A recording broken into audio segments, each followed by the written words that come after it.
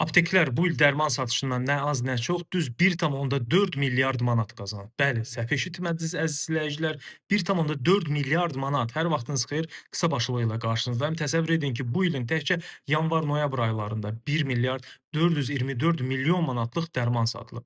İlin sonuna kimi 100% bu rəqəm 1,5 miljardı keçəcək. Dövlət Statistika Komitəsinə verilən məlumata görə bu ötən ilin müvafiq dövrü ilə müqayisədə 24,3% çoxdur. Yəni ötən il dərmana daha az pul xərclənib, nəinki bu il. Mən də deyirəm, niyə hər addım başı aptek var, heç demə yaxşı pul qazanırlar bundan. Ərzaq satış yerləri də elə az qazanmır. Belə ki, bu ilin yanvar-noyabr aylarında 29 milyard 528 milyon manatlıq ərzaq məhsulları satılıb. Bu da alıcıların pərakəndə ticarət şəbəkəsində aldıqları bütün mallara xərclədiyi vəsaitin 50,4% deməkdir. Əslində düşündürücü faktlardır. Görəsən niyə dərmana bu qədər pul xərclənib?